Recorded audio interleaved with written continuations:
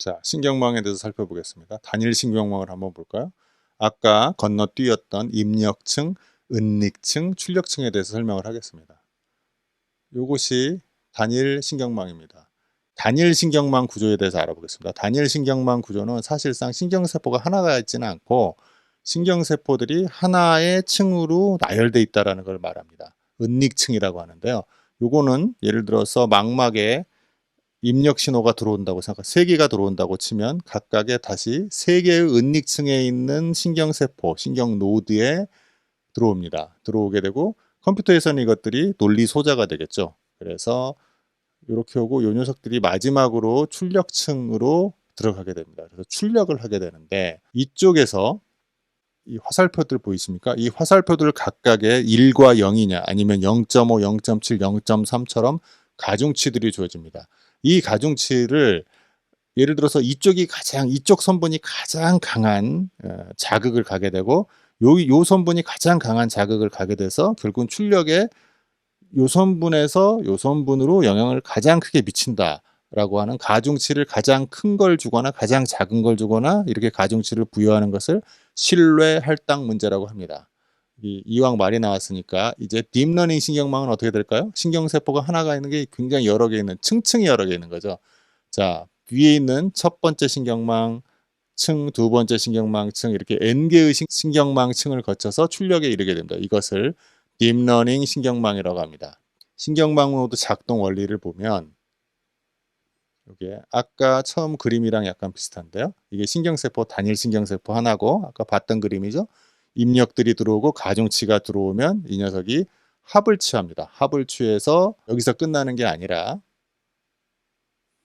이제 비선형 함수를 중간에 들어갑니다. 비선형 함수가 들어가는 건 여기서 해서 0.1, 0.2, 0.3이 들어왔다면 3개밖에 없다고 생각해 보겠습니다. 그럼 합을 0.6이라고 단순하게 생각하는 것이 아니라 여기가 비선형 함수가 이렇게 S자 곡선에 있기 때문에 S자 곡선에서 어떤 특정 점을 넘지 못하면 0이 되고 합이 그걸 넘으면 1이 됩니다. 예를 들어서 합이 0.5를 넘으면 1로 출력한다고 그러면 여기 합은 0.6이라고 제가 방금 말했기 때문에 이쪽에 출력값은 1이 됩니다.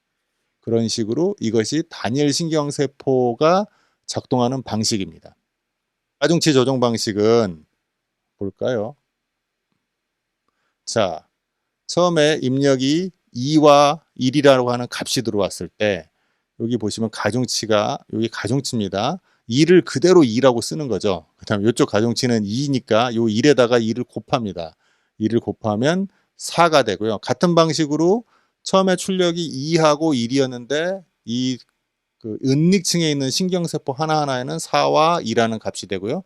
다시 출력층에는 1과 0.5라는 가중치를 거쳐서 4 곱하기 1, 2 곱하기 0.5는 5라는 출력층이 나옵니다. 그런데 실제로는 실제 값은 우리가 알고 있는 실제 값은 3입니다. 예를 들어서 할머니라고 하는 사진 값이고요. 이 녀석은 컴퓨터는 할아버지라고 잘못 생각하게 됩니다. 그러면 5에서 3을 빼면 2라고 하는 오차가 있죠. 그래서 이거를 이제 한 번에 학습이 끝났고 이제 이 오차를 뒤로 되돌립니다. 여기서 여러분은 질문이 2개가 있을 수 있습니다. 이 각각의 이 가중치는 처음에 어떻게 주는 거야?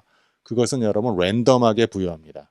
랜덤하게 부여하고 제일 첫 번째 초기 값은 어쩔 수 없이 랜덤하게 부여하고 그 다음부터는 이제 학습이 일어납니다. 어떻게 학습이 일어나느냐? 가중치 조정이 일어납니다. 실제 값이 3인데 아까 5가 나왔죠. 그래서 이제 이 두뇌에서 그리고 컴퓨터 회로에서 어떻게 하면 이게 실제 값을 3으로 가깝게 만들어낼 수 있을까? 그 과정은 여기 있는 조정치를 아까에서 바꾸는데 이쪽 앞동네를 먼저 바꾸는 게 아니라 뒷동네를 먼저 바꿉니다. 위에 가면 뒷동네가 1과 0.5였는데 컴퓨터가 이제 0.8과 0.4로 바꿔봅니다. 0.4로 바꿔보면 여기서 중요한 아이디어는 여러분 뒷동네를 먼저 바꾼다는 거예요. 바꿔보면 이제 0.8과 0.4로 바꾸면 실제 이쪽 주황색 값이 3에 가깝게 되기 위해서 출력값이 3.3에 근접해야 되고 이쪽 출력값이 1.7에 근접해야 되는 거를 여러분이 계산해 보시면 알게 됩니다. 여기서 설명하기는 어렵지만 그러면 여기가 3.3에 근접하고 여기가 1.7에 근접하기 위해서는 여기 가중치를 또 바꿉니다. 바꿔서 그 결과를 한번 볼까요? 그렇게 되다면 여기가 0.8, 1.8, 0.4, 0.9로 이렇게 바뀌게 됩니다. 그렇다면 실제적으로 얘가 3.4가 되고요. 아직 3에 가깝게 못했죠. 그러면 아직 다시 0.4라는 오차가 있죠. 그럼 이게 다시 한번 들어갑니다. 이걸 또 바꾸고 그 다음에 이걸 또 바꿔서 요 결과값이 3.4보다 조금 더 3에 가깝게 되고 이거를 무수히 반복합니다. 그래서 3에 가깝게 되는 거죠. 그렇게 되면 여기 있는 이게 신경망, 우리 두뇌에 있는 신경망의 전부라고 한다면 슬프지만 신경세포가 딸랑 하나, 두 개밖에 없죠? 요건 출력값이고 요건 입력값이니까 슬프다. 아무튼 두 개밖에 없는 신경세포지만 여기서 요렇게 신경세포들의 가중치들을 세팅되는 것을 여러분 신뢰 할당이라고 합니다. 신뢰 할당이라고 이것이 학습이 완료된 후에 즉 이게 만약에 여러분 돌아서 3.1이라는 값을 갖는다고 쳐보겠습니다. 그러면 할머니 비슷한 사진을 주면 나의 할머니 비슷한 사진을 주면 이게 알아내는 거죠. 이건 첫 번째 할머니 사진이고 나의 할머니하고 굉장히 비슷하신 분인데 아니긴 아니네 이런 식으로 정확하게 인지를 합니다. 이것이 바로 신경망이 인간의 두뇌든 아니면 컴퓨터든 우리 머신러닝 모델이든 신경망이 학습하는 모델입니다. 그 다음 말이 나온 김에 신경망을 계속 학습을 하겠습니다. 이미지 분석 신경망은 넘어가고요. 여기서 오토 인코더라는 것이 뒤에 나오는데 오토 인코더를 먼저 설명을 하겠습니다. 오토 인코더는 그러니까 신경망은 여러 개의 입력이 있고 은닉층이 있고 출력층이 하나였는데 이제는 출력층이 여러 개가 됩니다.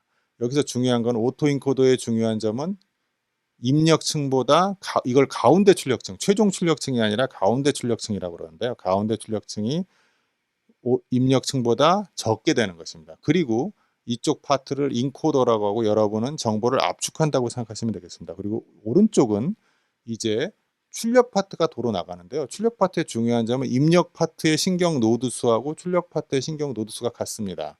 즉 입력 파트에서 특성 1, 특성 2, 특성 3, 특성 4를 받아들이면 나중에 출력도 특성 1의 값, 특성 2의 값, 특성 3의 값, 특성 4의 값을 받아들입니다. 출력합니다. 그러면 여러분은 이렇게 입력의 차원과 출력의 차원이 같은데 뭐하러 이렇게 복잡하게 정보를 압축하고 다시 출력을 하느냐 하고 말을 하지만 입력에서는 예를 들어서 음성 파일을 압축한다고 생각을 해보시겠습니다. 음성 파일을 압축하면 이렇게 중간 과정이 되면 음성 파일의 데이터 양이 줄어들죠. 우리 두뇌는 여러분 데이터 양을 줄어들이면서 그러니까 축소시키면서 학습을 해야 됩니다. 모든 데이터를 자연에 있는 데이터가 얼마나 많은데 예를 들어서 우리 망막이 4K보다 더 많은 정보를 받아들일 수도 있잖아요. 그걸 계속 실시간으로 연산한다고 생각해 보십시오.